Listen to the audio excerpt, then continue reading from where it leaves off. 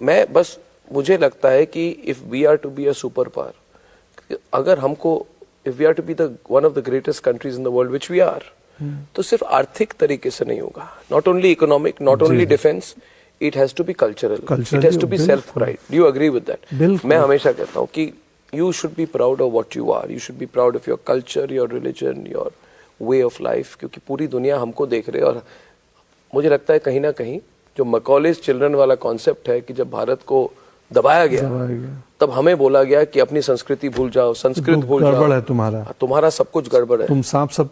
आपने सर पता नहीं ओ माई गॉड 2 नहीं देखी होगी. ओ माई गॉड 2 एक फिल्म आई थी हमारी. उस फिल्म के क्लाइमेक्स में यही बात कहता हूं. जो फिल्म का कंक्लूजन ये है कि जब मैकाले शिक्षा नीति बना रहे थे तो उन्होंने बोला तुम्हारी ये सब बकवास है, हमारी जो बेस्ट चीजें थी, हमारे सनातन परंपरा की जो पुस्तकें थी, जो ग्रंथ थी, वो उठा के ले गए और यहाँ बोले कि तुम सांप सपेरों के देश हो, तुम लोग सांप सपेरे करते हो. फिल्म इसी पे खत्म करती है ओ माई गॉड 2. स्टीरियोटाइप बना दी. हाँ कि नहीं, अरे हर चीज की डोमिनो इफेक्ट होती है पंकज.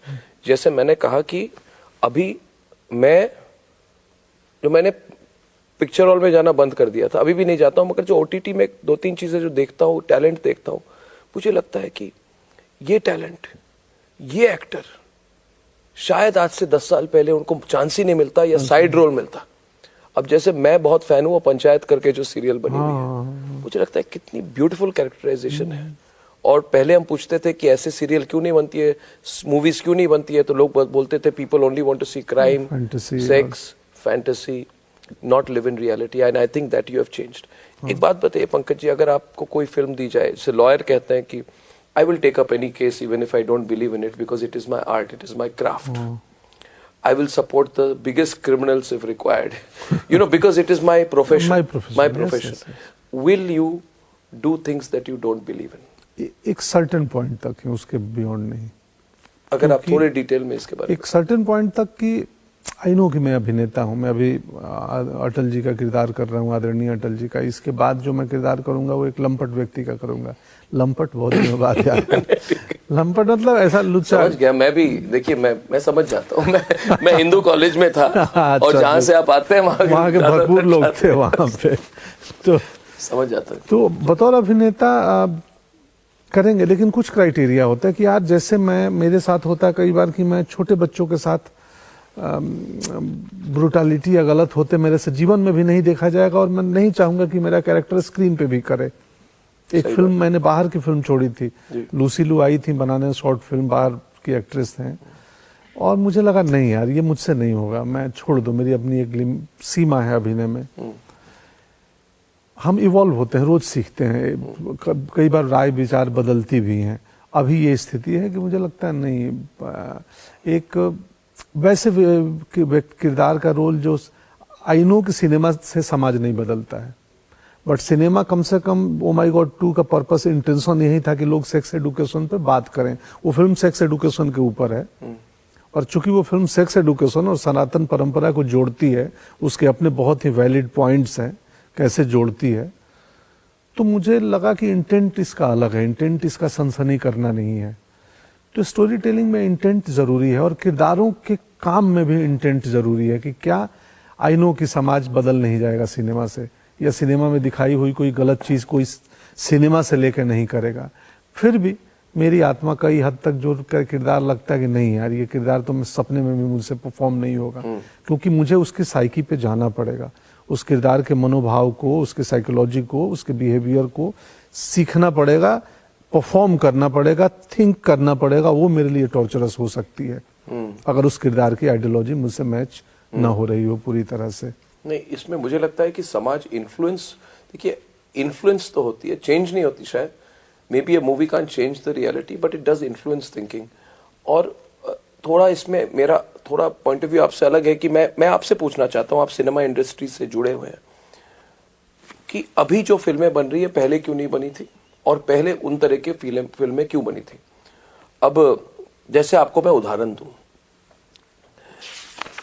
जैसे एक फेज था पंकज जी जो 1999 के तरफ से लेके करीब टिल 2013-14 तक चला है, जिसमें आपका होगा सत्या, कंपनी, अब तक 56, shoot out at Lokhandwala, once upon a time in Mumbai, shoot out at Wadala, D Day, जो सारी मूवीज थी टेररिज्म, गैंगस्टरिज्म, अंडरवर्ल्ड को ग्लैमराइज करने वाली मूवीज थी, और मैं कभी समझ नहीं पाया।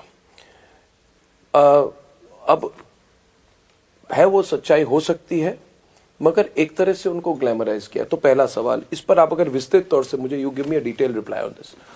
एक वो मूवीज है, दूसरी मूवीज रियलिटी से बिल्कुल हट चुकी थी।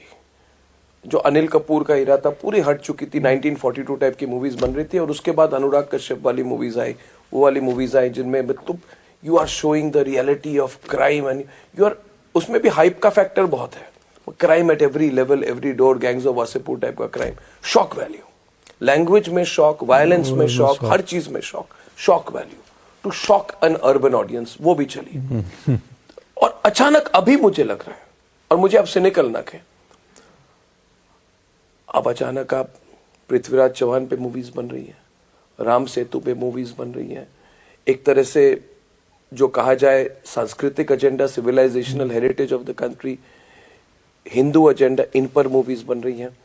तो my question is, why were those movies made then, and why suddenly everybody is becoming different in their approach now? जी, ये थोड़ा आपको, व्हाट डू यू थिंक? मैंने मतलब अगर अंग्रेजी में इसको कहूं, आप हिंदी में इसको ज्यादा एक्सप्रेस कर पाएंगे, क्या बॉलीवुड थोड़ी अपॉर्चुनिस्टिक है? मतलब does it blow with the wind, जहां हवा चल रही है उसी तरफ? थोड़ी नहीं है, बहुत अधिक है ना? और बॉलीवुड ही नहीं, व्यवसाय कहिए, सिनेमा आर्ट का बिजनेस है, और बिजनेस जो है और भी चीजों का हो सकता है, मीडिया का भी बिजनेस है, अन्य भी चीजों का बिजनेस है। तो इसमें मैं एक्सपर्ट नहीं हूं सिनेमा का, कंटेंट का, फिर भी मैं ये जरूर कहूंगा कि एक चीज मुझे बहुत कौतुक थी कि यार ऑडियंस ये चाहती है। लोग बोलते थे कि आज ऑडियंस यही चाहती है, तो मैं सोच रहा था ऑडियंस कैसे चाहती है, ये प्रोड्यूसर्स को कैसे पता चलता है? मेकर्स को चिट्ठी भेजते हैं कि हमको आइटम सॉन्ग चाहिए, हमको एक्शन चाहिए, हमको गैंगस्टर ड्रामा चाहिए, इन्हें कैसे मालूम चलता है ये ऑडियंस क्या चाहती है? फिर लगा कि ऑडियंस ने एक फिल्म को हिट करा दिया, तो वो एक पैरामीटर बन गया कि ये हिट हो गया, मतलब लोग ये चाहते हैं, तो वैसा 10 बना दो। तो एक गैंगस्टर ड्रामा चली होगी, रामगोपाल वर्मा साउथ से आते हैं, हैदराबाद से, और उनकी मुंबई न पृष्ठभूमि है न मुंबई के व्यक्ति थे, बट उन्होंने शुरू की सत्या और कौन ये। उसके बाद अनुराग कश्यप वहाँ लेखक थे। जब जब अनुराग अपनी बनाने आते हैं तो गैंग्स ऑफ वासेपुर बनाते हैं, जो कि जहां से अनुराग आते हैं, यूपी बिहार से, उस धरती की कहानी है, वो मुंबई का गैंग वॉर नहीं है। तो मुझे लगता है कि सिनेमा में जैसे कोई एक हिट हो जाए ना, तो उसके बाद उसकी लाइन लग जाएगी उस टाइप की फिल्में बनने की। इस समय चूंकि सरकार जो है, जो बार बार जिसके अपने विचार में है कि सांस्कृतिक महत्व ज़्यादा होना चाहिए, हमें अपने रूट्स और जो ज़्यादा भारतीयता की बात करती है, और लोग भी करते हैं सोशल मीडिया पे, तो उन्हें मालूम है कि दोस्त ये आजकल चलन में है, तो अब इस पे बनाओ। अब इसमें उस बनाने वाले के इंटेंशन को समझना पड़ेगा कि उसका सच में अचानक उसके विचार बदले हैं कि व्यवसायिक पहलू को देख के उसके विचार बदले हैं। इसका मूल्यांकन करना बहुत मुश्किल है। हर कोई आता है प्रमोट करने, बातें करने, वो मैं गोल गोल इधर उधर का घुमा के कुछ बातें करके चला जाऊंगा। मैं जब ये फिल्म आई थी तो मैं 10 दिन सोचा कि यार ये फिल्म, इसलिए नहीं सोचा कि इस डर था कि मैं न्याय कर पाऊंगा क्या, मैं जस्टिस दे पाऊंगा क्या इस किरदार को, मैं मिमिक्री मुझसे होगी नहीं, मैं इमिटेट नहीं कर पाऊंगा, मैं कैरिकेचर नहीं बनाना चाहता हूं, और ऑडियंस इमिटेशन और मिमिक्री का अमाउंट खोजेगी एक्टिंग में, ये अटल जी की तरह कैसे कर रहे हैं। मैं पहली बार अपने एक्टिंग के टीचर के पास गया कि सर मुझे समझ नहीं आ रहा है मैं क्या करूं इस रोल में। तो अगेन यस, कौन है आपके एक्टिंग के टीचर? कई सारे हैं, बहुत लोग हैं। अनुराधा मैम दिल्ली में हैं, दिनेश खन्ना, प्रसन्ना सर के पास गया था इसके लिए, वो साउथ कर्नाटक में रहते हैं, और तो उनसे मैं मिला था कि क्या करूं, कैसे करूं। उसके पहले कभी फिक्शनल रोल में जरूरत नहीं पड़ती है, एक फिक्शनल रोल में इमेजिनेशन से काम हो जाता है। तो यस, नॉट ओनली बॉलीवुड, बाकी सब लोग, व्यवसायिक पक्ष बहुत अहम होता है। सिनेमा भी आर्ट ऑफ बिजनेस है। इसलिए कोई अगर विनोद जी ने मुझे आज ये रोल दिया है, शायद आज से 10 साल पहले विनोद जी ये रोल मुझे नहीं देते, इतना ही टैलेंट होने के बावजूद, क्योंकि आज लोग मुझे देखना चाहते हैं। एक ग्रेट व्यक्ति की कहानी है, लेकिन उस कंटेम्प्ररी इस वक्त का एक ठीक ठाक चर्चित अभिनेता कर रहा है, ये एक बहुत बड़ा फैक्टर है। हमारी फिल्म ओटीटी और डिजिटल पे जा चुकी है और रिकवर्ड है ऑलरेडी, तो उससे आप इग्नोर नहीं कर सकते व्यवसायिक पहलू से। और व्यवसायिक पहलू में व्यक्ति कोई भी मुखौटा ओढ़ के आ सकता है। बहुत अच्छा। अब अच्छी बात है कि आपने डायरेक्टली बात कही, मतलब कि कल अगर सरकार बदल जाएगी तो क्या बॉलीवुड की मूवीज भी बदल जाएगी? मैं बॉलीवुड सनातन हिंदू धर्म राम सेतु पे मूवीज बन रही है, वो ट्रेंड बदल ऐसा नहीं है, ऐसा नहीं है। मैं बॉलीवुड का पहला तो रिप्रेजेंटेटिव नहीं हूँ, स्पोक पर्सन नहीं हूँ कि मैं उनके बिहाफ पे, मैं अपनी सिर्फ राय दे रहा हूँ। मुझे नहीं पता, इनफैक्ट मुझे नहीं पता कि क्या होगा आने वाले समय में।